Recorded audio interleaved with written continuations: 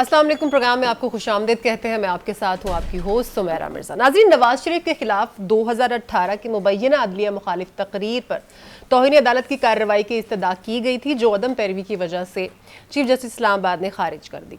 और इस तरह की एक खबर हमें डेली बेसिस पर सुनने को मिल रही है, जहां एक तरफ नून लीग को रिलीफ पर रिलीफ मिल रहा है, लेवल प्लेइंग फील्ड मिल रहा है, जलसे हैं, कॉर्नर मीटिंग्स हैं, कन्वेंशंस हो रही हैं, लोग पार्टी में शमूलियत इख्तियार कर रहे हैं। इसके अलावा डिफरेंट पार्टीज़ के साथ उनके इत्तेहाद भी हो रहे हैं। वहीं अगर हम दूसरी साइड पे देखते हैं तो पाकिस्तान पीपल्स पार्टी है, वो भी हमें शिकवे करती हुई दिखाई दे रही है। पाकिस्तान तहरीक इंसाफ की अगर हम बात करते हैं तो उन्होंने एक वर्कर्स कन्वेंशन करने के लिए उन्हें 3 बार जगह तब्दील करना पड़ रही है। क्या ये खुला तजाद नहीं है? इसके अलावा हम बात करेंगे कि पीटीआई की तरफ से एक जवाब पेश किया गया, या सफाई कह लें उसको, सफाई दी गई है कि फरा गोगी जो है, she is not the part of PTI. ये कहाँ तक जो है वो उनको क्लियर कर सकेगा, इस पर भी बात करेंगे। फिर बुशरा बीबी जो है, उन्होंने अपील की है कि उन्हें खान साहब से अकेले मिलने दिया जाए।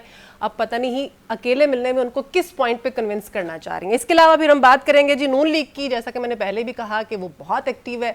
बलूचिस्तान में हमने देखा है कि इजलास हो रहे हैं, और शहबाज शरीफ ने जो बिलावल भुट्टो ने तनकीद की उसके ऊपर उनको जवाब दिया है कि रोने धोने से कुछ नहीं होता, आए मिलजुल कर मसाइल जो है मुल्क के उनको हल करने के ऊपर जोर देते हैं। फिर आईपीपी का ये कहना है कि जी असद उमर से भी बात तो हो रही है, वो असद उमर जो कि सियासत छोड़ने का ऐलान कर चुके हैं, और उन्होंने ये भी कहा है कि फवाद चौधरी भी कहीं नहीं जाते, उन्होंने भी हमारे पास ही आना। इस पर बात करते हैं जी। हमारे पैनल में हमारे साथ मौजूद है आजम चौधरी साहब, बहुत शुक्रिया सर आपका भी। मोहम्मद निशाद अली साहब, सर आपका भी बहुत शुक्रिया। आजम चौधरी साहब, अंधे को भी नज़र आ रहा है फ़र्क जो तकरीबन हमें हर इलेक्शन के शुरू में नज़र आता है कि कौन सी जमात पुरसुकून है, पूरा एतमाद है, और कौन सी जमात जो है वो लेवल प्लेइंग फील्ड ना मिलने के शिकवे कर रही है। 2024 का रिजल्ट आ चुका है इलेक्शंस का। बिस्मिल्लाहिर्रहमानिर्रहीम। शुक्रिया Sumera, welcome to our show. Thank you sir. क्योंकि फायजा के बारे में पता चला था, उनकी मेरे ख्याल दादी जी जी उनकी फैमिली में अल्लाह ताला डेथ हो उनकी गई। मग़फ़िरत करे। आमीन आमीन। तो बात यह है जी, कल भी हम इस पे बड़ी गुफ्तगू कर चुके हैं कि ये इस किस्म के जो इंतखाबात से कबल जो एक्टिविटीज़ हैं जी जी, उसमें अच्छा माजी में भी हम जाएं तो बहुत सारे ऐसे हमें इलेक्शन और ऐसे वाक़यात याद हैं कि इंतखाबात से पहले कुछ ऐसी एक हवा चलती हुई नज़र आती थी कि बज़ाहिर एक परसेप्शन कायम हो जाती है कि ये पार्टी है, ये इक़्तिदार में आने वाली है। ये चलाई जाती है एक हवा। ये पाकिस्तान का अलमिया है 75 साल में। हमने आज तक आज़ाद इलेक्शन उसका तस्वर ही सिर्फ देखा है, लेकिन हम आज तक देख नहीं पाए। लेकिन ख्वाहिश है कि अल्लाह ताला इस मुल्क में वो वाले इंतखाबात भी दिखाए जो बिल्कुल आज़ाद हों और सिर्फ अवामी राय पे यहाँ पे हुकूमतें बने जी। 2018 के अगर आप थोड़ा सा याद करें तो उस वक्त भी एक ऐसी फ़ज़ा कायम की गई थी, बच्चे बच्चे को नज़र आ रहा था कि कौन हुकूमत बनाने जा रहा है। आज फिर हम वैसी एक फ़ज़ा देख रहे हैं। हाँ जी। आज तो वो इत्तेहादी पार्टियां जो 15-16 माह एक हुकूमत के अंदर इकट्ठी रहीं, वो एक दूसरे पे तनकीद कर रही हैं, लेवल प्लेइंग फील्ड एक दूसरे से मांग रही हैं। बिल्कुल। अच्छा, पहले मुस्लिम लीग नून लेवल प्लेइंग फील्ड मांगती थी। हाँ जी, पिछले जब इलेक्शन की बात कर जी, इलेक्शन से नहीं, ये पीडीएम के दौर के अंदर भी इलेक्शन जब ये इंतखाबात की बात होती थी, लेवल प्लेइंग फील्ड की बात की जाती थी। बिल्कुल ऐसे। अच्छा, उसके बाद पीपल्स पार्टी ने लेवल प्लेइंग फील्ड मांगनी शुरू कर दी, और जिसको ये तमाम पार्टियां मिलकर दीवार के साथ लगा रखा है, पीटीआई, वो भी लेवल प्लेइंग फील्ड मांग रहे हैं। एग्जैक्टली। ठीक है। अब बलूचिस्तान के अंदर जो सियासी एक्टिविटीज हो रही हैं, ये देखें, ये तो तमाम सियासी जमातों का हक है जी जी, जोड़ तोड़ करना, नए लोगों को शामिल करना, पार्टियों के साथ इत्तेहाद करना, ये एक सियासी एक जो अमल है उसका हिस्सा है ये चीज़ें। और मुस्लिम लीग नून पिछले आज दूसरा दिन है उन्हें बलूचिस्तान के अंदर मुस्लिम लीग नून मियां नवाज शरीफ की सरबराही में वहाँ पे उनकी जोड़ तोड़ का सिलसिला जारी है। ऐसा ही है। और मेरा नहीं ख्याल कि बलूचिस्तान का कोई भी एक काबिल जिक्र सियासतदान ऐसा रह गया होगा जिसके साथ मुस्लिम लीग नून की लीडरशिप की वहाँ पे मीटिंग नहीं हुई या जिसको ऑफर नहीं दी गई। आज देखें ना, असलम रईसानी साहब से और लश्करी रईसानी साहब बिल्कुल वो रह गए थे, आज उनको भी ऑफर की गई है। शहबाज शरीफ साहब ने उनको मुस्लिम लीग नून की ज्वाइनिंग की ऑफर की है, और उन्होंने शुक्रिया अदा किया, उन्होंने आगे से इनकार नहीं किया। वो तो इंतजार कर रहे हैं। क्योंकि बलूचिस्तान के ज़मीनी हकायक बड़े मुख्तलिफ हैं। एग्जैक्टली। वहाँ पे सियासत करने के लिए बहुत सारे अवामल को मद्देनजर भी रखना पड़ता है, और वहाँ के सियासी लोगों को ऐसी जब बड़ी पार्टियों का सहारा मिलता है, हाँ तो उनके लिए वो ब्लेसिंग है। वो तो खुद तलाश कर रहे होते हैं ऐसे मौके, तो अब उन्हें बने बनाए ऐसे मौके मिल रहे हैं, तो मेरा ख्याल है कि वो इसको लूज नहीं करेंगे। ठीक है। दूसरी बात यह है कि वहाँ पे जो मतलब माजी में अगर हम देखते हैं तो ज़्यादा पार्टियां आती थी अलायंस में, हाँ जी, वहाँ पे ये पार्टी ज्वाइनिंग जो है ना ये बहुत कम होता था अलायंस में आकर। लेकिन इस दफ़ा एक नया ट्रेंड देख रहे हैं कि वो मुस्लिम लीग नून की ज्वाइनिंग की तरफ जा रहे हैं। अब पीपल्स पार्टी को इसलिए ज़्यादा परेशानी का सामना है कि पीपल्स पार्टी बलूचिस्तान की इन पार्टियों को सुसन इलेक्टेबल्स जिनको हम कहते हैं, बाप पार्टी कहते हैं, इनको वो अपना एक हिस्सा समझती थी, इसको अपनी डोमेन समझती थी। और वो माजी में नजर भी आया, चाहे आप चेयरमैन सेनेट का इलेक्शन देखें, यूसुफ रजा गिलानी साहब वाला इलेक्शन देखें, पीपल्स पार्टी की वो जो उनकी वहां पे पेनिट्रेशन थी वो नजर आई, लेकिन वो पेनिट्रेशन खत्म हो रही है। इसलिए पीपल्स पार्टी सबसे ज्यादा बलूचिस्तान के ऊपर परेशानी का इजहार कर रही है। पहले एमक्यूएम की तरफ से धचका लगा उनको, अब फिर और ये जो शहबाज शरीफ साहब और बिलावल साहब की जो चिट चैट है ना, ये बुनियादी तौर पर उसकी ये वजह है। ठीक हो गया। नुशाद साहब, हमारी टीम ने ना एक पैकेज बनाया जो जैसे सर कह रहे थे कि 2 दिन से नून लीग जो है वो वहाँ पर एक्टिव है, वो पहले पैकेज देख लेते हैं, उसके बाद फिर नुशाद साहब की तरफ आती हूँ। मियां नवाज शरीफ सियासी मुहिम पर बलोचिस्तान गए, जहां कई अहम सियासतदान जो माजी में दूसरी जमातों का हिस्सा थे, अब मियां साहब के कैंप में आ गए हैं। बलोचिस्तान की अहम सियासी जमात बाप ने भी मुस्लिम लीग नून के साथ सियासी इत्तेहाद का ऐलान करते हुए मियां नवाज शरीफ से वफादारी निभाने का दावा कर दिया। इस मौके पर बलोचिस्तान के दौरे पर वालिद के साथ जाने वाली मरीम नवाज को शायद बाप के बारे में ख्यालात याद नहीं रहे, जिसमें वो पार्टी के आजाद सियासी किरदार पर सवाल उठाती रही हैं। रातों रात बाप या माँ के नाम से एक पार्टी बनती है और वो एक बच्चे को जन्म देती है और अगले दिन वही बच्चा वजीर आला की कुर्सी पे बिठा दिया जाता है। Shem Shem Shem. मुल्क की सियासत में रहनुमाओं के ऐसे सियासी मौत से अपनी मिसाल आप हैं, जो साबित करते हैं कि यहाँ नजरिया जरूरत के तहत न सिर्फ वफादारियाँ तब्दील होती हैं, बल्कि जिनको कभी पूछा नहीं जाता उन्हें वक्त आने पर सर पर भी बिठाया जा सकता है। नुशाद साहब, पैकेज भी आपने देख लिया। इलेक्शंस में हम ईमानदारी का और वफा का खून होते हुए तो देखते ही आ रहे हैं, लेकिन आपको याद होगा कि नून लीग ने कुछ अर्सा पहले बात की थी, जब यही वफादारी और ईमानदारियां तब्दील हो रही थी, कि जब हम इक़्तिदार में आएंगे तो हम एक जो है वो रूल पास कराएंगे, कानून पास कराएंगे कि जो भी लोटे हैं वो इलेक्शन कॉन्टेस्ट ना कर सकें। कहाँ गई वो सारी उनके जो कानून पास करवाने थे दावे, अब वही कुछ कर रहे हैं। मेरा साहब, कल मैं ना आदम चौधरी साहब को कह रहा था कि एक बहुत बड़े तजियाकार हैं, वो बैठ के ना तो लोटे की ऊपर बात कर रहे थे। हाँ जी। लोटे की ये डेफिनेशन नहीं होती।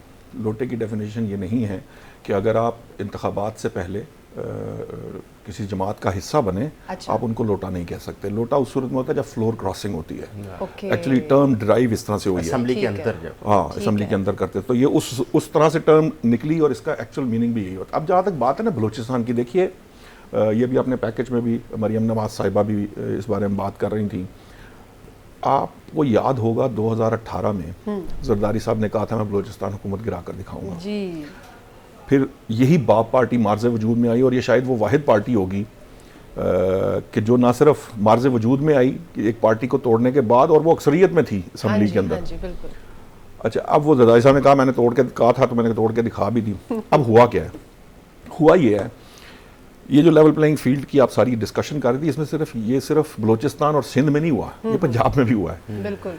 क्योंकि पंजाब में जो पहला धचका उनको मिला था, पंजाब में जो हमारे याद होगा गवर्नर साहब थे साबिक मखदूम अहमद महमूद, वो जहांगीर तरीन साहब के रिश्तेदार भी हैं। बिल्कुल। और ये बड़ी सरतोड़ कोशिशें की गई कि जहांगीर तरीन साहब तमाम इलेक्टेबल्स के साथ पीपल्स पार्टी में शामिल हो जाएं। सही। और इसके लिए जरदारी साहब, आपको याद होगा आज से चंद माह कबल 2-3 दिन के लिए लाहौर में विराजमान भी रहे, कोशिश करते रहे, उन्होंने बड़ी कोशिश की, लेकिन ऐसा नहीं हो सका और यहाँ पर इस्तेहकाम पाकिस्तान पार्टी बन गई। अच्छा, मेरी इतलात के मुताबिक उसका जवाब जो है वो परवेज़ खटक साहब की जो पार्टी है ये बनवा कर जरदारी साहब ने दिया, जो PTI पार्लियामेंटेरियंस है।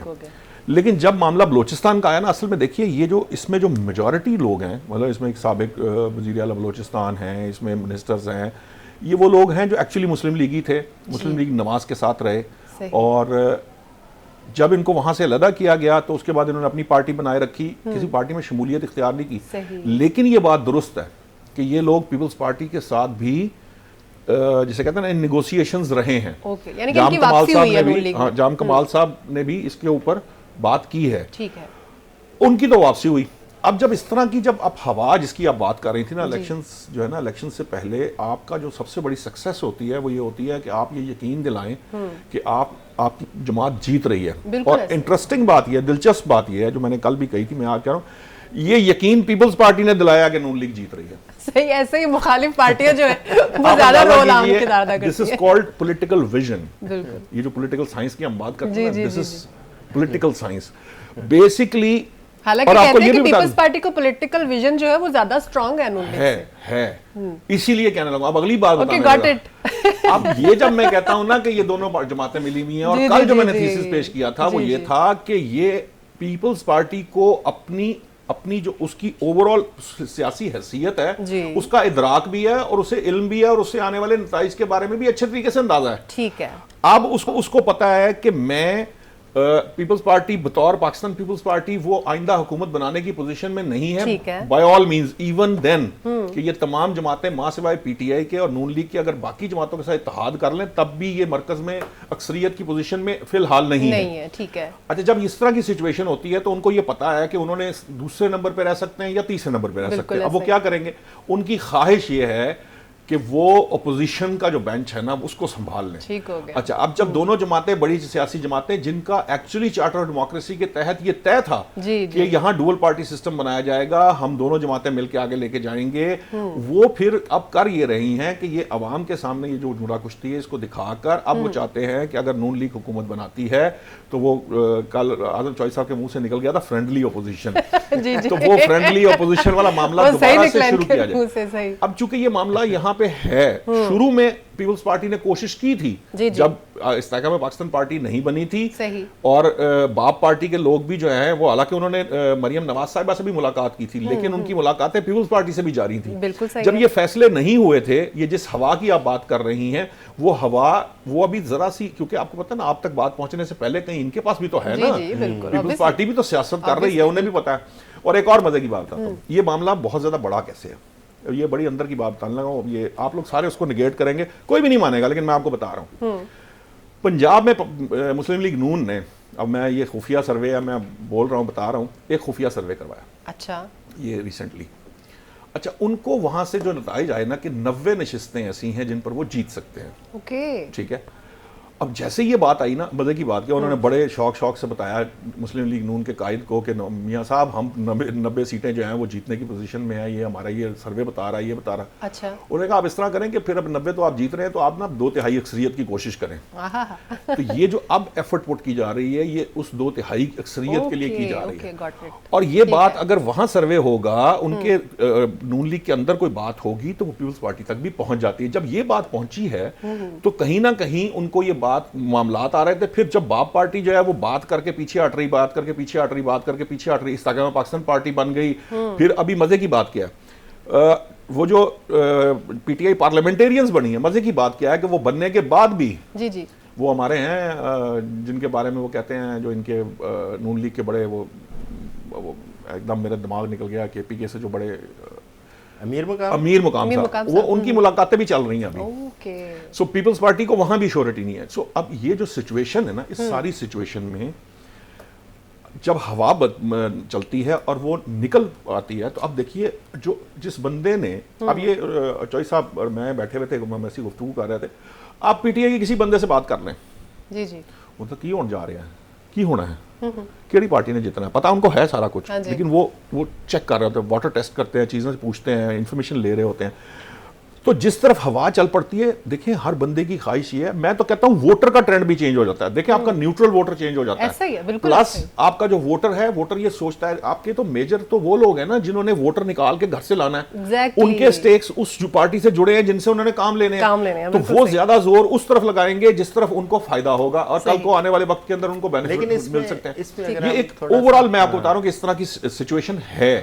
अब चॉइस साहब कोई ना कोई जो है ना वो बीच के अंदर पॉइंट निकालेंगे, तो फिर मैं चाहती भी हूँ हक़ाइक़ को मद्देनजर अगर रखें जी, तो आप देखें ना, इस वक्त जो हमारी निगरान हुकूमतें हैं, हाँ जी, वो लेवल प्लेइंग फील्ड से हम शुरू हुए थे। ठीक है, लेवल प्लेइंग फील्ड का ये आलम है कि बाकी पार्टियों को जलसों की भी इजाज़त है, ऐसा ही। बाकी पार्टियों को कॉर्नर मीटिंग की भी इजाज़त है, पीटीआई को ना जलसे की इजाज़त है ना कॉर्नर मीटिंग की इजाज़त है, इवन के किसी घर के अंदर 4 बंदे इकट्ठे हो जी। जाए तो पुलिस ट्रक लेके पहुंच ऐसा ही जाती है, है। ऐसा ही है। ये काना में नहीं हुआ, वो एक पाहट वकील थे पीटीआई के, उन्होंने कॉर्नर मीटिंग की एक इजाज़त ली डीसी से, हाँ जी, और वहाँ पे छोटी सी कॉर्नर मीटिंग थी तो लाहौर की आधी पुलिस वहाँ पहुंची हुई थी। उतने बंदे नहीं थे जितनी गाड़ियां थी पुलिस आ पुलिस गई की। वहाँ पे, सही। अच्छा, अब अगर उनको आप इजाजत नहीं देते हाँ जी, तो उनको साइड पे लगा के तो आप इस किस्म के अगर आपस में इंतखाबात कराते, पहली बात तो यह है कि इंतखाबात इनको तस्लीम नहीं किया जाएगा, ना बैन अल-अक़वामी तौर पर ना अंदर मुल्क के अंदर। मेरी अर्ज सुन नहीं लें, भी करते, नहीं, 4 साल भी निकाल जाते हैं।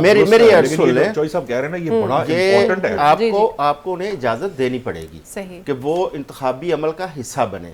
दूसरी बात यह है कि अभी देखें वो अपने तौर पर ये पार्टियां सोच रही हैं कि हम इतनी अक्सरियत ले लेंगे, इतनी सीटें ले लेंगे। हाँ जी, ये तब प्रैक्टिकल तब होता है जब तमाम पार्टियां एक इक्वल स्टेटस के साथ इंतखाबात में जाएं। ठीक है। वो अवाम ने फैसला करना है कि किसको अक्सरियत देनी है, कितनी सीटें मिलनी है।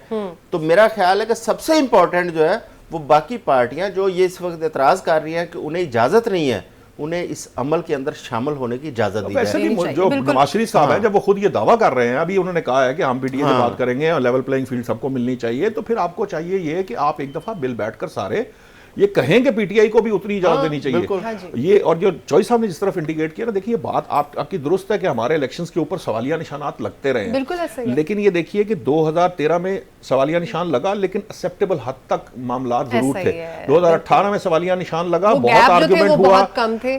बहुत सारे एविडेंसेस थे, मैं वो बताना नहीं चाहता, मैं तो प्रोसेस से गुजर के गया। 2018 के अंदर हमें पता था, हमें जो हमने बर्दाश्त किया या हमने भुगता वो अपनी जगह है, लेकिन उसके बावजूद एक एक्सेप्टेबिलिटी लेवल जरूर डेवलप हो गया, जिसकी वजह यह कि एक मामला चल पड़ा। बिल्कुल देखिए, ठीक है। जब आप हद से तजावज करेंगे, और अगर आप फर्ज करेंगे जो चॉइस साहब बात कर रहे हैं कि वो लोग जो किसी एक्टिविटी में इन्वॉल्व नहीं हाँ जी। है, वो लोग जो सियासत करना चाहते हैं, देखिए उनके लिए भी तो रूम रखने की जगह है ना। अब बहुत सी जगहों पे सबसे बड़ा प्रॉब्लम क्या, आपको पता पीटीआई में बहुत सारे लोग जो पीपल्स पार्टी से इसलिए निकल के आए थे, उनकी ना पीपल्स पार्टी में जगह ना नून लीग की जगह। अब वो उनके लिए अगर आप आईपीपी आर्टिफिशियली अगर को बना के उनके लिए खड़े करेंगे, वो उनके लिए वोटर जो है आईपीपी में जब देखें, आईपीपी का सबसे बड़ा प्रॉब्लम क्या है, पीटीआई का वोटर हेट्स आईपीपी, एग्जैक्टली, क्योंकि वो उसको डेंट समझता है कि जी इन्होंने हमें हमारे उसके अंदर सफों के अंदर डेंट डाला है, वो कैसे उसको वोट करेगा। नहीं, आईपीपी की जो इस वक्त रियलिटी है उस पर भी जरा बात करें ना। हाँ, आईपीपी तो उसके लोग तो खुद बेचारे एडजस्टमेंट की वो कोशिश कर रहे हैं, जी, वो तो बड़ी पार्टियों की तरफ रुजू कर रहे हैं और अपनी पार्टी के अंदर बैठ के वो इस चीज पे डिबेट करते हैं, जी हमारा फ्यूचर क्या है, बिल्कुल हम सीटें निकालने की पोजीशन में नहीं है तो हम अलायंस में किसके साथ जा रहे हैं। साहब, आपने कहा कि इजाजत देनी चाहिए पीटीआई को भी, तो आपको लगता है कि उनको इजाजत मिल गई तो वो नुकसान नहीं होगा वो नून लीग के लिए? कैसे इजाजत दे सकते हैं वो? मैं नहीं समझता कि ये किसी का नुकसान या नफे की बात है। ये अगर जिस तरह आप बात कर रही हैं, अगर ऐसी सोच डेवलप हो चुकी है या हो जाए तो ये नून लीग को वक्ती तौर पर फायदा होगा, इन लॉन्ग टर्म नुकसान होगा। क्योंकि आज भी पाकिस्तान के अंदर ये गूंज है सिलेक्टेड गवर्नमेंट, इंपोर्टेड गवर्नमेंट, ये नारे खत्म करने पड़ेंगे आपको।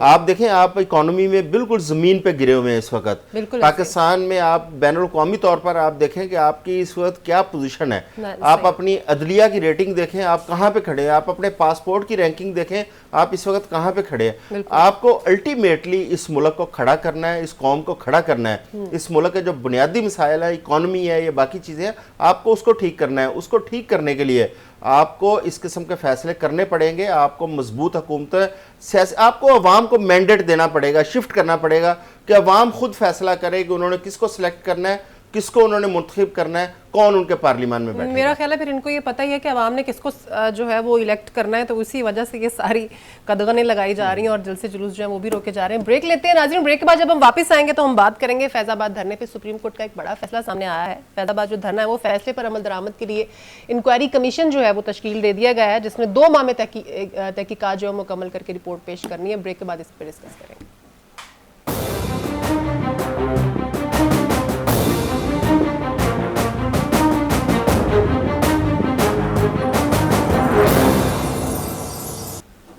Welcome back. ब्रेक पर जाने से पहले हमने इस बात का लिंक दिया कि फैसलाबाद जो धरना है उस फैसले पर अमल दरामद के लिए इंक्वायरी कमीशन तो बन गया है, नोटिफिकेशन भी जारी हो गया। आजम चौधरी साहब, इससे पहले भी हमने देखा तारीख में कि डिफरेंट केसेस के ऊपर कमीशंस बनते रहे हैं, तो क्या ये इस कमीशन जो है इस मैंडेट को पूरा कर लेगा विद इन टाइम पीरियड, जो भी एक्सपेक्टेशंस हैं? अच्छा, काजी फायजी साहब ने जब ये इनिशिएटिव लिया था ना, जी जी, ये इसके ऊपर जब उन्होंने समाज शुरू की, तो हमें बड़ी उम्मीद थी कि काजी साहब खुद सुप्रीम कोर्ट इसको निपटाएगी, बिल्कुल, इसको कमीशन या कमेटियों के सुपुर्द नहीं किया जाएगा, क्योंकि कमेटी या कमीशन बना, पंजाबियों कहते हैं कमेटी को बनाए ना गवर्नमेंट के अंदर, लो जी कमेटी पे आ गई है, वो कमेटियां पड़ जाती हैं। बिल्कुल सही। इसी तरह जब कमीशन बनते हैं तो कमीशन की आप देखें पाकिस्तान में बड़े कमीशन बने हैं, कोई रिपोर्ट्स आई हैं हमारे सामने? कमीशन की रिपोर्ट ही नहीं आती।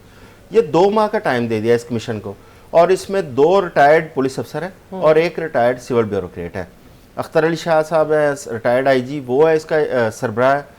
इसके साथ साथ ताहिर आलम साहब है जो साबिक आईजी इस्लामाबाद रहे हैं, रिटायर्ड है, वो है। और तीसरे हैं खुशहाल खान साहब। ठीक है। इनका आप देखें जो मैंडेट इनको दिया गया, वो मैं समझता हूँ कि इनकी जो सर्विसेज हैं, इनकी जो शख्सियात है, उसको मैं मद्देनजर रख के या इनके एक्सपीरियंस को मद्देनजर रख के मैं देखूँ, वो मैंडेट उससे बहुत बड़ा है। मसलन इन लोगों ने कुछ चीज़ें तो ऐसी हैं, चलो जो इस पर डिस्कशन हो चुकी है कि धरना जो है वो क्यों हुआ, उसके अंदर सबसे बड़ा एक पॉइंट था कि वहाँ पे पैसे जो तकसीम किए गए उन लोगों में, अब उन पैसों की तकसीम के ऊपर भी इन्होंने तहकीकात करनी है। सही। इसके साथ साथ उन पैसों को तकसीम करने वाले जो सरकारी अफसर हैं जिन्होंने कवानीन से तजावज़ किया, उनके लिए भी सजा भी और उनकी जो अमल है उसकी भी तहकीकात करनी है, जो कि मेरा ख्याल है कि इनसे ज़्यादा भारी काम है। सही है। तीसरा ये है कि वहाँ पे जो फतवे लगाए गए या बयानात दिए चले, वो आ जाएंगे काबू में। जी जी। चौथा ये है कि मीडिया के अंदर ये जिस तरह उस वक्त पैमरा का जो रोल था, जिस तरह टीवी चैनल्स जो हैं वो बंद हुए या केबल ऑपरेटर्स ने, जो कि ये भी आसान है, उसकी वजह यह है कि मीडिया के ऊपर पाबंदी लगाना भी इस वक्त बहुत आसान है। जब मर्जी आप चैनल को बंद कर दें, जब आप मर्जी उसको ऑफ एयर कर दें, सही, ये तो ये कर लेंगे। लेकिन जो असल काम है कि धरना किसने करवाया, उसके मकासद क्या थे, उसमें माली तौर पर इमदाद किसने फराहम की और कैसे फराहम की, ये सबसे इंपॉर्टेंट पॉइंट है। तो मैं नहीं समझता कि ये वाला कमीशन इस चीज़ के ऊपर कोई अपनी फाइंडिंग दे पाएगा या इस पर कोई ऐसी तजावीज़ दे पाएगा जो काबिल अमल हो। हाँ, इसके साथ साथ छोटी मोटी और चीज़ें हैं कि आपने फ्यूचर के अंदर धरने, रैलियां या इस किस्म की जो चीज़ें हैं उसको कैसे रोकना है, ठीक है, पुलिस को किस तरह के इंतजाम करने चाहिए, पुलिस के लिए तजावीज़ हैं, सोशल मीडिया के ऊपर जो नफरत अंगेज एक मवाद है, हाँ, उसकी रोकथाम किस तरह करनी चाहिए, ये वाली तजावीज़ तो समझ आती हैं। लेकिन जो असल करने वाला काम है शायद वो ये नहीं कर सकता, कमीशन वो सुप्रीम कोर्ट ही कर सकती थी। ठीक है। और जो 2 माह का टाइम दिया गया है, मैं समझता हूँ कि ये कमीशन भी ऐसे ही है जब कमेटी नहीं पे जाती, कमीशन पे गया है। ठीक है। निशात साहब, जैसे चौधरी साहब कह रहे हैं कि उनको ये उम्मीद थी कि ये अदालत में ही केस निपटाया जाता, तो आपको क्या लगता है क्या रीजंस है कमीशन बन गया, अदालत में नहीं निपटाया गया? देखिए, इसमें थोड़ी सी टेक्निकल मामला है, वो ये है कि ये फैसला आ चुका हुआ है। ये जो जिस पे अमल दरामद कराने की बात हो रही है ना, ये एक फैसला काजी फाजी साहब दे चुके हैं। ठीक है। अब उस फैसले के खिलाफ रिव्यू आए और अभी एक तरफ इशारा नहीं किया, उन्होंने कहा ये भी पता करना पड़ेगा ये किसके कहने पे, किसके इशारे पे ये सारे जो इतने सारे लोग इकट्ठे रिव्यू नजरसानी की अपीलें लेके आ गए थे। बिल्कुल। देखिए, एक फैसला सुप्रीम कोर्ट ने दे दिया हुआ है, चूंकि फैसला दे चुकी है अदालत, इसलिए अब अदालत चाहती है कि उस पर अमल दरामद कराया जाए। सही। अदालत खुद से अमल दरामद नहीं कराती, अदालत डायरेक्टली इम्पोज करने से ज़रा अपने आप को अवॉइड करती है। अदालत का काम होता है फैसला देना, ये एग्जेक्टिव का काम है, मुकन्ना का काम है कि वो जो ऑर्डर्स दिए गए हैं या अदालत जो फैसला करती है उसको पर अमल दरामद कराए। इस पर नहीं हुआ, ना होने की सूरत में ही इसके ऊपर दोबारा इस केस को ये नजरसानी के पर जब मामला आया तो फिर इसके ऊपर बात की गई। ठीक है। अच्छा, जब वो मामला हुआ तो वो चूंकि काजी साहब ने खुद इसका दिया हुआ था, अब वो चीफ जस्टिस ऑफ पाकिस्तान है, तो फिर आप समझ सकते हैं कि क्या हुआ। फिर वो जो हुआ, अब मामला ये है, ये जो चौधरी साहब कह रहे हैं, चौधरी साहब की बातें काफ़ी हद तक दुरुस्त हैं, लेकिन मैं ज़रा थोड़ा और तरह मुझको उसका रखने वाला हूँ। मैं ये समझता हूँ कि किसी भी चीज़ का फैसला जो है ना, वो उसका इन्हिसार जो है ना फैसला कराने वालों पे भी होता है, ये एक बड़ा मेजर एलिमेंट होता है। अब ये कह रहे हैं जिस तरह चौधरी साहब के अगर अदालत खुद कर लेती, वो तो मैंने आपको बताया कि टेक्निकली वो शायद इस तरह से मुमकिन नहीं अनटिल अनलेस के वो अगले स्टेप तक ना जाए। ठीक है। अब जब चूंकि वो काजी साहब इस मामले को देख रहे हैं, चीफ जस्टिस ऑफ पाकिस्तान खुद देख रहे हैं, उनका अपना फैसला है, उनको उस पर अमल दरामद का मामला है, तो 2 माह में कमीशन बना दिया। अब दूसरा क्वेश्चन जो है ना वो बड़ा अहम है, वो जो बात की है आजम चौधरी साहब ने कि जो काम जिसको दिया गया है क्या वो उसका बोझ उठा सकेगा कि नहीं उठा सकेगा, करना ना करना ये तो अहलियत की बात तो हम ठीक है। तो मुझे ये लगता है कि थोड़ा सा ना कुछ चीज़ों के अंदर थोड़ा सा तब्दीलियाँ हो सकता है। मेरी ये आप यूं कहिए कि खुशफहमी हो, खाम ख्याली हो, या पॉजिटिव एक थिंकिंग का पर्सपेक्टिव होता है, मुझे लगता है कहीं ना कहीं थोड़ी बहुत तब्दीली आई है। वो तब्दीली क्या है? वो मेरी नज़र में तब्दीली ये है कि रियासत ने अपनी कुछ गलतियों को तस्लीम किया है और तस्लीम करके उनके अंदर कुछ बदलाव आया है। जिस तरह हमारी अफगान पॉलिसी में तब्दीली आई है, हमने ये स्मगलिंग पे मामला किया। एक और बड़ी रियलाइजेशन ये आई है कि हमारे यहाँ पॉलिसी का तसलसल ना होने से हम जो नुकसानात उठाते रहे हैं उसको अब कर्ब किया जाए। अब जो पॉलिसी डिज़ाइन की जाती है, मतलब पीडीएम हुकूमत ने जो इलेक्टेड गवर्नमेंट ने जो पॉलिसी डिवाइस की थी उसको निगरान हुकूमत ने इंप्लीमेंट करना है और उसने उसको कंटिन्यू करना है। बिल्कुल ठीक है। जो तब्दीलियां बहालत मजबूरी अब इस वक्त की जा रही हैं उसको आने वाली मुंतखब हुकूमत को करना चाहिए और ये हमें करना चाहिए, क्योंकि जो व्हेन इट कम्स टू मईशत ना 100% स्पेसिफिकली वहां पे पॉलिसियों का अदम तसलसल जाना वो आपके सारे किए किराए पर पानी फेर देता है। बिल्कुल। और माशी अदम जब अदम उसकी बात करते हैं ना इस्तेहकाम की, तो ये जो हम पिछले सेगमेंट में जो बात करें कि ये मुमकिन ही नहीं है कि आपके मुल्क में सियासी अदम इस्तेहकाम हो और आप मुल्क तरक्की कर रहा हो। आपका जो डेवलप्ड नेशंस हैं अगर वहां भी पॉलिटिकल इंस्टेबिलिटी इस हद तक बढ़ जाए जिस हद तक हमारे यहाँ, तो वो भी आहिस्ता आहिस्ता वो डिक्लाइन की तरफ चलना शुरू हो जाएंगे। यानी जो स्ट्रॉन्गेस्ट इकोनॉमीज हैं वो भी हिलना शुरू हो जाती हैं अपनी जगह से। तो हम तो जिन हालत में है वो अभी चौधरी साहब ने आपको बताया कि हम तो बिल्कुल जमीन पर, ये लोग बहुत सारे समझते हैं कि मईशत ठीक हो गई, बास लोग कहते हैं अभी तो हालत ये है कि हमने ये ऑक्सीजन का सिलेंडर अभी लिया है आज, जिसके ऊपर IMF से हमें एक नया सिलेंडर आया जिसने हमें 4-6 महीने हमने गुजारने। बात ये है, देखिए मुझे ये लगता है कि इस एक स्पेसिफिक कमीशन के अंदर मुझे नहीं पता कि इसके अमल दरामद की सतह क्या होगी, क्योंकि इसमें बड़ी छूट दी गई है। मतलब यूजुअली ऐसा नहीं होता कि चाहे साबिक आर्मी चीफ हो चाहे कोई भी हो आप सबको बुलाएं, और ना सिर्फ बुलाएं बल्कि उनको ये इख्तियार भी दे दिया है कि अगर कोई शख्स नहीं आता तो आप गिरफ्तार करा लें। जी जी बिल्कुल। तो ये एक तरह की वो अथॉरिटी है। यही अथॉरिटी शायद अदालत के पास होती, अगर फर्ज करें अदालत इसको कर रही होती तो इस तरह की ही अथॉरिटी उसके पास होनी। तो मुझे लगता है कि ये जो कमीशन है ये एम्पावर्ड जरूर है। अब आप कहें कि वो कर नहीं सके या वो डिलीवर नहीं कर सके, तो यार कौमों को कहीं ना कहीं जो करने वाले लोग हैं वो अगर डिलीवर नहीं करेंगे तो कौमें फिर इस तरह ही चलती हैं। और अगर कहीं ना कहीं गलतियों की जो जिसे कहते हैं जो हमने गलतियां की हैं उनका एहसास हो और उनमें कुछ बेहतरी लाने का भी एहसास मौजूद हो, तो फिर मुझे लगता है कि कुछ वक्त ऐसा जरूर आता है जब तब्दीली आप ला सकते हैं। तो अब ये टाइम है कि आप ये कर दिखाएं। इससे किसी देखें, फर्ज करें मैं और आजम चौधरी साहब या आप बैठ के यहाँ गुफ्तगू कर रहे हैं, हमारी इंटेंशन नहीं है किसी चीज को गलत बात करने की। अगर फर्ज करें निकल गई है तो उसकी जिम्मेदारी लेनी चाहिए। अब बतौर इदारा उसका मकसद ये नहीं है कि इदारे का मामला, ये किसी इंडिविजुअल्स के मामलात होते हैं और कहीं ना कहीं उसमें गलती कोताही होती है। कौमें वही बनती हैं, कौमें वही आगे बढ़ती हैं जो अपनी गलतियों को ना सिर्फ रेक्टिफाई करती हैं बल्कि उनको दुरुस्त करने की तरफ भी कदम बढ़ाती हैं। तो अगर रेक्टिफाई तो हो रहा है, लेकिन अगर हम दुरुस्त करने के लिए कदम नहीं बढ़ाएंगे, हम वो हौसला हमारे अंदर नहीं होगा जो ये बात कह रहे हैं कि ये जिन साहिबान की जिम्मेदारी लगी है, अगर वो इस मैंडेट के साथ जो उन्हें अदालत उज़्मा ने दिया है अगर वो नहीं कर सकते तो फिर अब इस कौम का क्या, फिर अल्लाह ही हाफ़िज़ है। इसमें देखें ना, सॉरी एक पॉइंट ऐसा है कि इनका मैंडेट है कि जो इंटेलिजेंस हमारी एजेंसीज हैं, हाँ जी, उनका भी रोल डिफाइन करना है। अब आप मुझे बताएं कि ये हमारे जिनके कंधों पे ये बोझ डाला गया है, क्या वो इंटेलिजेंस एजेंसीज का रोल डिफाइन कर पाएंगे? क्या उनका इतना इख्तियार है कि वो इंटेलिजेंस एजेंसीज का रोल डिफाइन करें? उन्होंने तो जब सरकारी मुलाजमत कर रहे होते हैं वो खुद इंटेलिजेंस के मरहूने मिन्नत होते हैं, लम्हा बलम्हा पुलिस अफसरों को ऐसे तो गुस्सा करना होना नहीं, लेकिन लम्हा बलम्हा जो पुलिस है उनको जरूरत होती है इंटेलिजेंस। ये दुरुस्त बात है कि ये चौधरी साहब का ये पॉइंट बिल्कुल दुरुस्त है कि देखिए ये काम मुश्किल जरूर है चौधरी साहब, लेकिन देखिए कहीं ना कहीं तो हमने कोई ना कोई करना तुषार है ना। साहब बात को नहीं उम्मीद है, है, हम हाथ बैठ तुषार के साहब को बांधे इस रहेंगे, कमीशन से हाँ, थोड़ी तो बहुत कह रहे हैं, उम्मीद है कि नहीं, ऑप्टिमिस्टिक होना चाहिए, बिल्कुल। बहुत अच्छी लेकिन गल हम है, क्या वो करें? पूरी बिल्कुल उम्मीद है। अगर अच्छा, हम ये भी नहीं करेंगे तो हम जिन हालात को पहुंच चुके हैं, अगर आज भी अगर हम लोग अपने आप मैंने आपको बताया कि अगर रेक्टिफाई करके आप अपने कदम दुरुस्त नहीं करेंगे हाँ जी। तो आप पीछे की तरफ ही जाएंगे ना। तो फिर अब तो गुंजाइश रही कोई नहीं, अब तो हम दीवार से जा लगे हैं, दीवार इसके से बाद जा क्या गुंजाइश बची? बिल्कुल। चौधरी साहब, चीफ जस्टिस साहब ने बड़ी एक हार्ड लाइन ली आज, उससे तो ये लग रहा था कि शायद ये मामला अदालत में ही निपटेगा। जैसे उन्होंने ये कहा कि सबको सब कुछ मालूम है लेकिन नाम लेने की हिम्मत किसी में भी नहीं है। फिर उन्होंने जजेस पे भी बात की, उन्होंने कहा जजेस समय सब लोग काबिल एहतसाब हैं। जब बुलाने की बात की गई तो अफसार आलम साहब ने कहा कि इन लोगों को यहाँ पर बुलाना पॉसिबल नहीं है, जिस पे चीफ जस्टिस साहब ने ये कहा कि हम जो साबिक आर्मी चीफ है और साबिक जो वजीर आजम है उनको भी यहाँ पर बुला सकते हैं। लेकिन देखिए, सबसे ज्यादा जुर्रत का मुजाहरा किया है अफसार आलम साहब ने। हाँ जी, जिन्होंने कोर्ट Exactly, जिन्होंने उन्होंने ये कोर्ट कहा। के अंदर खड़े हाँ जी, होके बिल्कुल। उन्होंने नाम लिए हैं। उन्होंने चाहे कोई अदारा था चाहे कोई ऑफिसर से, उन्होंने एक एक बंदा और उसका रोल डिफाइन किया, क्योंकि वो खुद उस वक्त चेयरमैन पैमरा थे। सही। किस तरह उन पे दबाव आता रहा टीवी बंद करने के लिए, किस तरह केबल ऑपरेटर्स वाला इशू है, ये उन्होंने बराह रास्त उस वक्त उसका सामना किया था।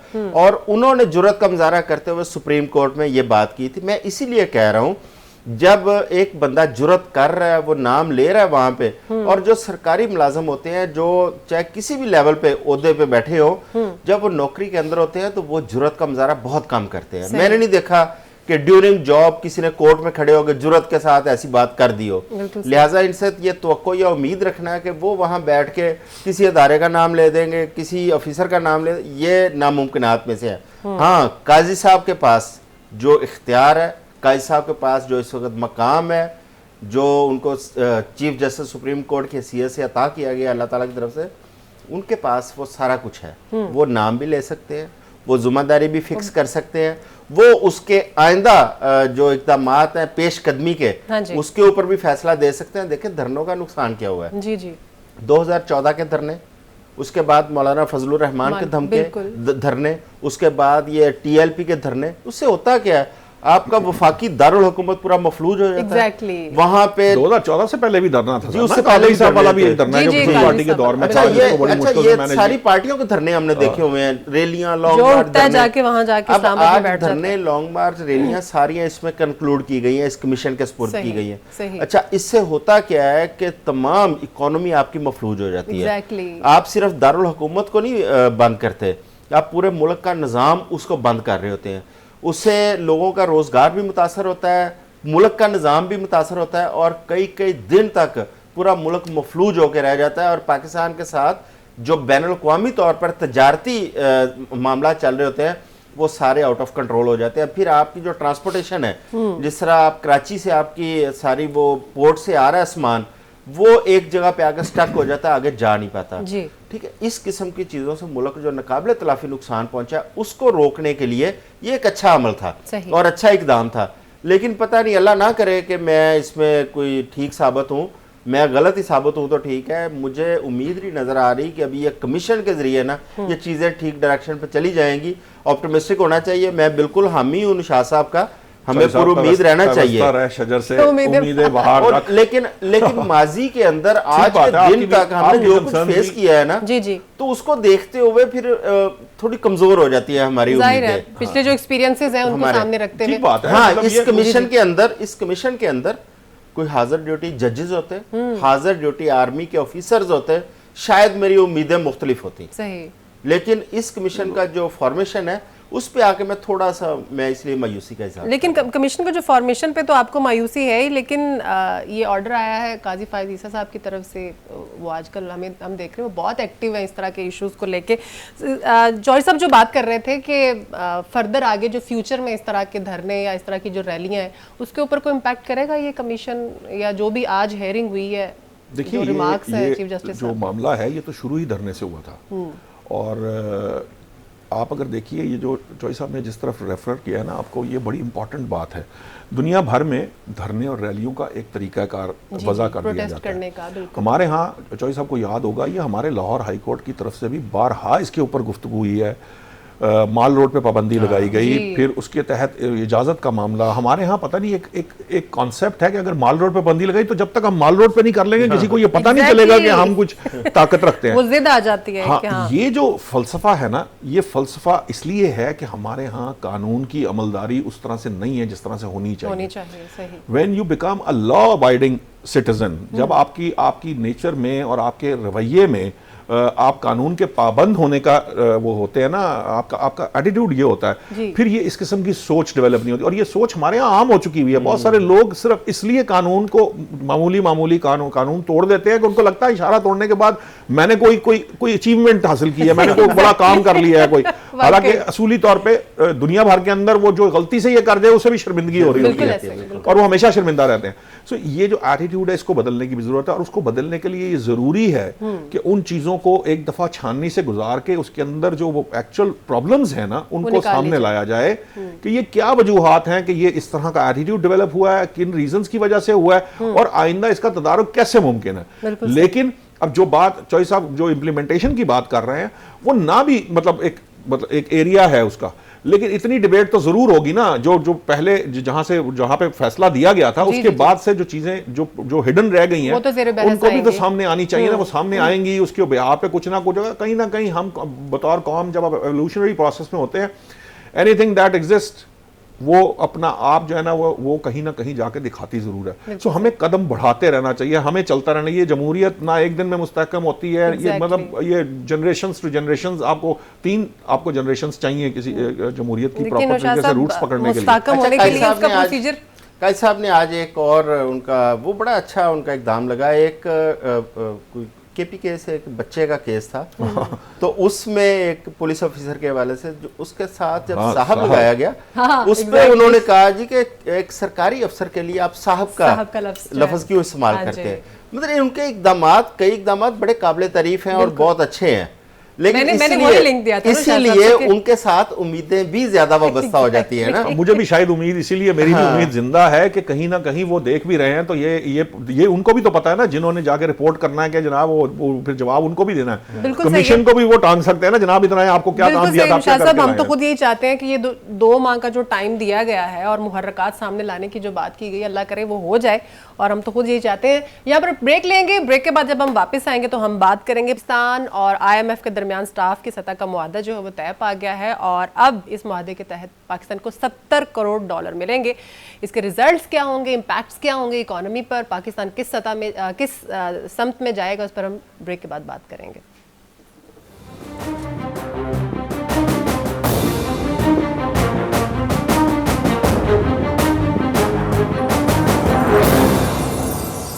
ब्रेक के बाद हाजिर है नाजरीन।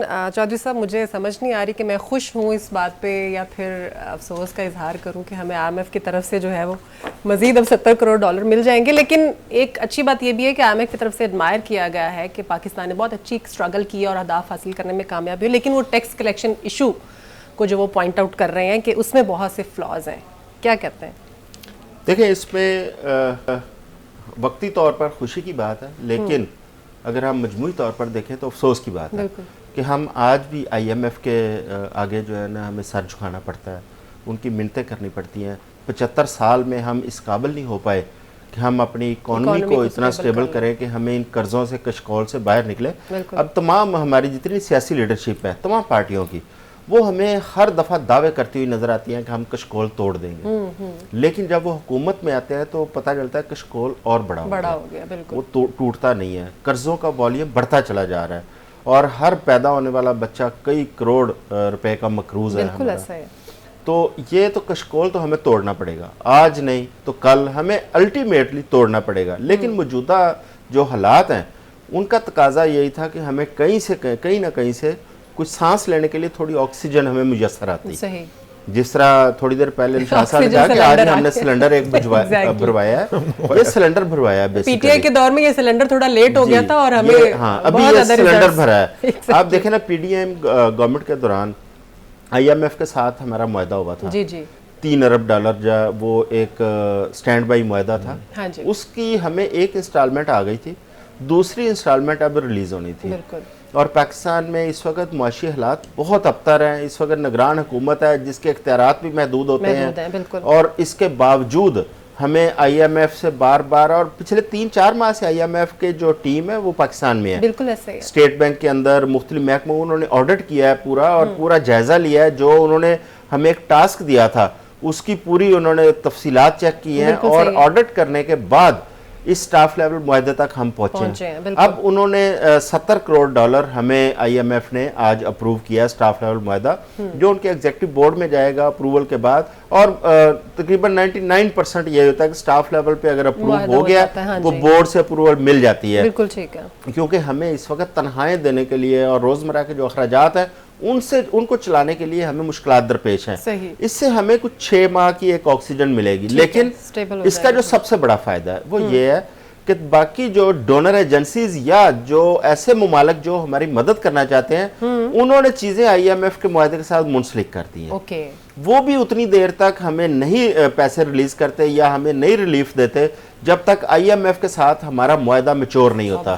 उसमें खलीजी मुमालिक हैं, उसमें चाइना है, उसमें सऊदी अरब है। जो आपको याद होगा कि जब ये मुआहदा $3 अरब का स्टैंड बाई मुआहदा हुआ था, उससे पहले इन तमाम मुमालिक ने कहा था कि हालांकि हमारे दोस्त मालिक थे, उन्होंने कहा था IMF के साथ मुआहदा अपना करें पहले मैच्योर, उसके बाद हम आपकी मदद करेंगे। हमें अब उनकी तरफ से भी थोड़ी मदद आने की उम्मीद पैदा होती है।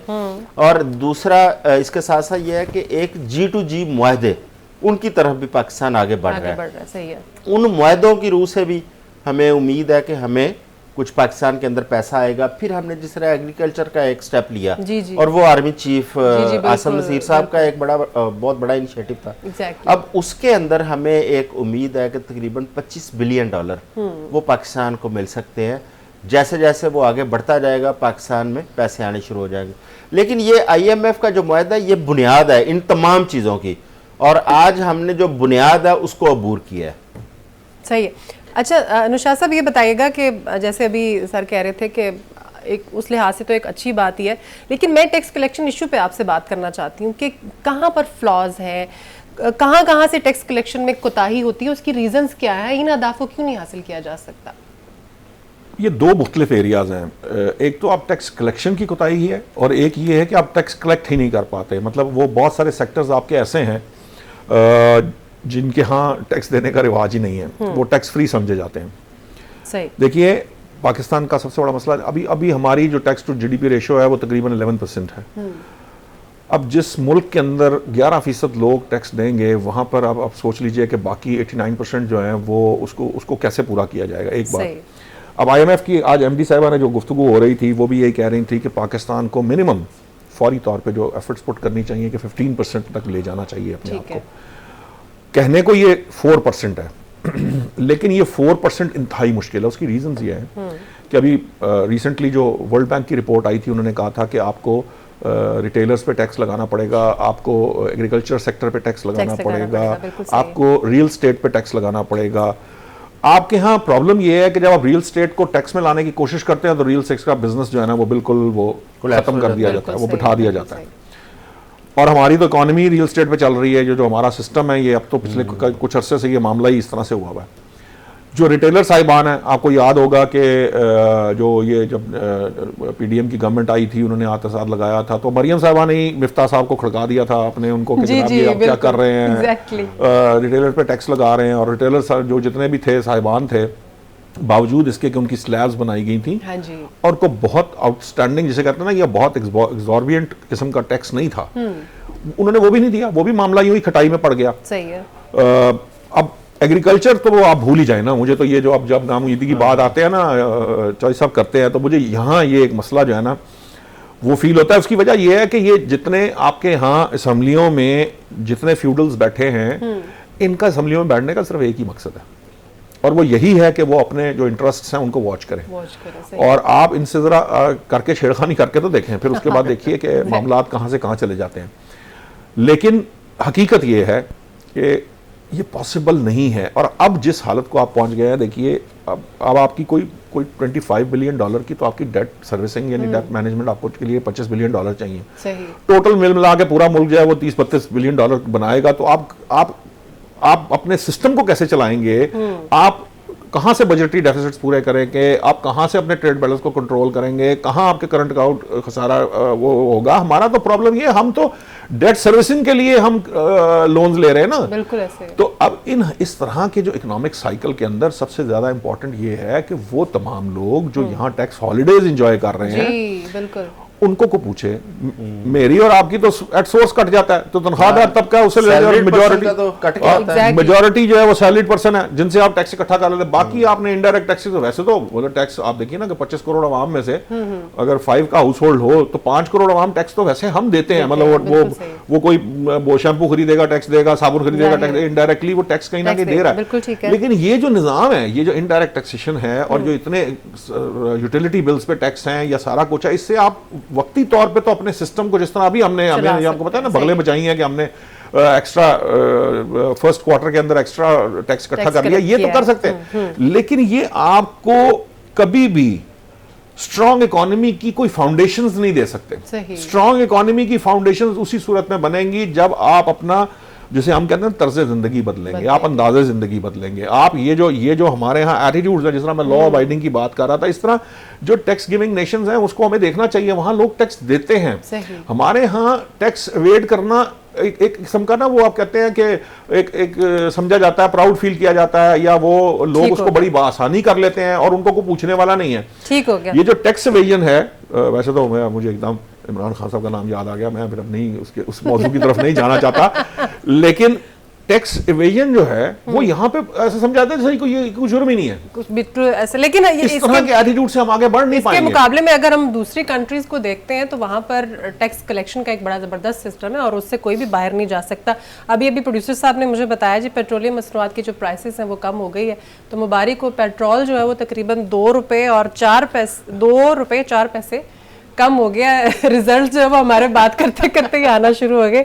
इकोनॉमी अगले 6 माह में आप कह रहे हैं कि बेहतर हो जाएगी, जाहिर है महंगाई कुछ कम होगी, और आपको नहीं लगता इसका इम्पैक्ट जो है वो डायरेक्टली इलेक्शंस के ऊपर हो सकता है? जाहिर है इस वक्त जो निगरान हुकूमत है वो भी नून लीग की ही है और आगे इलेक्शन भी आ रहा है, तो ज्यादा फायदा तो मुझे उन्हीं का नजर आ रहा है। ये तो एक ना बड़ी देर से ये बात चल रही है कि जब मियां नवाज शरीफ पाकिस्तान आएंगे जी, पाकिस्तान के अंदर चीजें सस्ती हो जाएंगी, महंगाई कम होगी। ये तो मरियम नवाज साहब अब इसका इजहार कर चुकी है कि पाकिस्तान की इकोनॉमी ठीक हो जाएगी मियां साहब के आने से। तो वो मियां साहब के आने के इम्पैक्ट तो है ना। इस वक्त निगरान हुकूमत भी अच्छे अच्छे काम कर रही है, और मैं तो हैरान हूँ ये 2 रुपए जो बचे हैं इनको हम संभालेंगे कहाँ पे? इतनी बड़ी अमाउंट तो हमारे लिए बहुत मुश्किल हो जाएगी संभालने। बढ़ता है तो 14 रुपए बढ़ता है। और मैं थोड़ी सी ना इस पे अगर इजाजत दे तो मैं बात करना चाहूंगा कि हमने इससे निकलना कैसे है। हम IMF के इतने चुंगल में फंसे हुए हैं, हमने कैसे बाहर निकलना है? हर शहरी की, हर पाकिस्तानी पॉलिटिशियन हो या आम आदमी, उसकी ख्वाहिश है कि हम कैसे निकले, हमें अपनी इकोनॉमी मजबूत कैसे करनी है। देखिए हमें इस वक्त सबसे बड़ा जो हमारा सोर्स है हमारा फॉरेन रेमिटेंस का, वो हमारी एक्सपोर्ट्स थी जी। दूसरा था हमारे ओवरसीज। ये 2 बड़े सोर्स, इनके ऊपर एक धचका लगा है। जो हमारी एक्सपोर्ट्स क्यों कम हुई, हमारी एनर्जी बहुत महंगी हो गई। जब बिजली गैस ये महंगी हुई है, हमारी इंडस्ट्री पे इफेक्ट किया, हमारी मैन्युफैक्चरिंग कॉस्ट ऊपर चली गई। जो इंटरनेशनल मार्केट के अंदर हम अपनी प्रोडक्ट भेजते थे, हम उस कॉस्ट को मीट नहीं कर पा रहे, हमारी कॉस्ट ज्यादा होने की वजह से, ठीक है, इसलिए हमारी एक्सपोर्ट्स कम हुई। और हमारी एनर्जी की ज्यादा कीमतें होने की वजह से हमारी बहुत सारी इंडस्ट्री बंद भी हुई, और जिसकी वजह से हमारे बेरोजगारी भी फैली। एक बड़ी वजह यह थी। दूसरी वजह यह है कि जो हमारे ओवरसीज बैठे हैं जी। हमारी बाकी जो एक तो PTI थी, एक दूसरी जो सियासी पार्टी, उन्होंने एज्यूम कर लिया कि हर ओवरसीज जो है वो PTI का सपोर्टर है, जबकि हकायक ऐसे नहीं होते। देखिए कुछ लोगों की पार्टी की पॉलिटिकल एफिलिएशन होती है, तमाम लोगों की नहीं होती। आपने इस पॉइंट ऑफ व्यू से आपने उनको बजाय ऑन करने के, आपने अपने से दूर करना शुरू कर दिया। वो जिन हकूक का वो मुतालबा करते थे, आपने बजाय उनको एड्रेस करने के, आपने बिल्कुल उनको इग्नोर कर दिया और उन्हें पाकिस्तान से दूर। ये रवैया भी अच्छा नहीं है। आपके वो अपने लोग हैं, उनको नजदीक करें, और ये जो अपनी परसेप्शन आपने एक बिल्ड किया है कि सिर्फ PTI के लोग हैं, ये भी खत्म करें। वो पाकिस्तानी है बुनियादी तौर पर। एक बहुत बड़ा पोर्शन रेमिटेंस का वो लोग भेजते थे, ठीक है। जब तक हम ये 2 काम नहीं करेंगे, हमारी इकोनॉमी आगे नहीं बढ़ सकती। तीसरा है हमारा एग्रीकल्चर जी। अब हम चल रहे हैं कन्वेंशनल तरीके से, दुनिया चल रही है साइंटिफिक तरीके से। हमारी एग्रीकल्चर में रिसर्च बहुत पुअर है। हमारा बहुत बड़ा बजट है R&D का, एग्रीकल्चर का, लेकिन उसका कोई फायदा हमारी न एग्रीकल्चर को पहुंच रहा है ना हमारे जिम्मेदार को पहुंच रहा है। दकियानुसी तरीके हम उसी पुराने दकियानुसी, हमारी यील्ड परसेंटेज जो है वो भी आज वहीं की वहीं है। हाँ और हमारी कोई नई इन्वेंशंस नहीं है सीड्स के अंदर जो हम पाकिस्तान में भी उगाएं, हम दुनिया को भी अपनी वो टेक्नोलॉजी बेचें। हमें उस चीज पे तवज्जो देनी पड़ेगी। अब जो कारपोरेट सेक्टर को पाकिस्तान में लाया जा रहा है एग्रीकल्चर के अंदर, इससे एक ये उम्मीद पैदा हुई है कि पाकिस्तान में रिसर्च एंड डेवलपमेंट जो एग्रीकल्चर पे है उस पे भी आगे बढ़ेंगे, क्योंकि जब बैनुल अक़वामी कंपनियां पाकिस्तान में आएंगी वो अपने साथ रिसर्च एंड डेवलपमेंट का पूरा निज़ाम और साइंटिस्ट लेके आएंगी, क्योंकि उनको जो यहाँ पे ज़मीन दी जा रही है वो बहुत खासे बड़े वॉल्यूम में है। ठीक है। और यहाँ पे उनकी रिसर्च से पाकिस्तान का जो बाकी जिम्मेदार उसको फायदा पहुंचेगा। हमें इन बेसिक चीजों पे तवज्जो फोकस करके, और दूसरा हमें सस्ती एनर्जी की तरफ जाना पड़ेगा, चाहे हम हाइडल की तरफ जाए, चाहे हम सोलर की तरफ जाए। हमें सस्ती एनर्जी अपनी बना के, और ये जो आईपीपी ये नहीं इस्तेकाम पाकिस्तान नहीं, दूसरी जो पावर जो जनरेशन प्रोजेक्ट्स हैं, हमें उनसे जान छुड़ानी पड़ेगी। उनके साथ जो डॉलरों में मुआहदे हैं उससे भी हमें बाहर निकलना पड़ेगा, ताकि सस्ती एनर्जी से हमारी इंडस्ट्री, हमारी एग्रीकल्चर उसको फायदा पहुंचे और हमारी इकोनॉमी खड़ी हो सके। बिल्कुल सही। निशात साहब, अभी चौधरी साहब यही कह रहे थे कि आगे जाहिर है इसका इम्पैक्ट तो होगा ये जो मुआहदा हुआ, लेकिन पिछले दिनों हमने देखा कि डॉलर के रेट में कमी भी हुई, लेकिन उसके बावजूद गैस की प्राइसेस में भी इंक्रीज हुई हैं उसकी प्राइसेस, और बिजली की कीमतें भी अभी रिसेंटली फिर बढ़ गई हैं। तो ये जो मुआहदा हुआ इसका इम्पैक्ट कब तक आएगा? महंगाई कब तक हमें डाउन होती हुई दिखाई देगी? देखिए, जो गैस की प्राइसेस बढ़ी हैं वो उसके सर्कुलर डेट का मसला है। इसी तरह से आपकी बिजली का भी वही प्रॉब्लम है कि सर्कुलर डेट और ये जो आईपीपी जिनकी तरफ इशारा किया है, हमें दो मेजर इश्यूज हैं बिजली के अंदर। एक तो पहली बात यह है कि हम बिजली बहुत महंगी पैदा करते हैं, और दूसरा मसला ये है ये जो कैपेसिटी पेमेंट्स जिनको कहा जाता है कि आप बिजली लें ना लें आपको पेमेंट तो करनी है। और उसकी वजह से आप बहुत सारे दूसरे काम नहीं करते। कि अगर आप फर्ज करें ये जो नेट मीटरिंग और ये वो सारा मसला था, इसके अंदर भी यही इशू आया। प्रॉब्लम क्या है, ये जो मैंने कुछ देर पहले पॉलिसी के तसलसल की बात की थी वो बड़ी अहम थी। ये जो अभी हमें ये रियलाइजेशंस हुई है ना अनकरीब, ये जो जिनके ऊपर हम बात कर रहे हैं, जैसे आईपीपी है, जैसे दूसरी चीजें, इसके अंदर सबसे बड़ी जो रियलाइजेशन थी वो यही थी कि पॉलिसी जो है ना, एक गवर्नमेंट आती है वो पिछले की पॉलिसी करके जीरो से नए सिरे से खेलना शुरू कर देती है, और फिर दूसरी आती है वो उसको खत्म कर देती है। अब प्रॉब्लम क्या है? प्रॉब्लम ये है कि इस वक्त चौधरी साहब ने जिन चीज़ों की तरफ आपको इंडिकेट किया है, अब रिसर्च की ये बात की जा रही थी, हमारे यहाँ तो 1% भी नहीं लगता रिसर्च के अंदर। ये रिसर्च की जो बात कर रहे हैं, ये मजे की बात बताऊं, ये कुछ 0.67% था, 2019 में ये 0.2% पे आ गया, यानी उसमें से भी बजट कट कर दिया गया। एजुकेशन में हमारे यहाँ कोई है ही नहीं। एक आपकी इकोनॉमी के लिए एजुकेशन, रिसर्च और development, these are the 3 areas जिसमें आप इन्वेस्ट नहीं करेंगे, आपकी इकोनॉमी जो है वो ग्रो भी नहीं कर सकती। हमें ये उम्मीद है कि अल्लाह करे ये सारी चीजें बेहतर हो। पॉलिसीज का जो तसलसल है, इट्स द मेन पॉइंट। अल्लाह करे कि दूसरी फॉरेन कंट्रीज की तरह ये तसलसल हमारे में भी आ जाए, ताकि हालात जो कुछ बेहतर हो सके। आदम चौधरी साहब, आपका बहुत शुक्रिया। मुशाहिद साहब, आपको भी बहुत शुक्रिया। नाज़रीन, आज के प्रोग्राम से इतना ही। अपनी होस्ट उमैरा मिर्जा को इजाजत दीजिए। ख्याल रखिएगा। अल्लाह हाफिज़।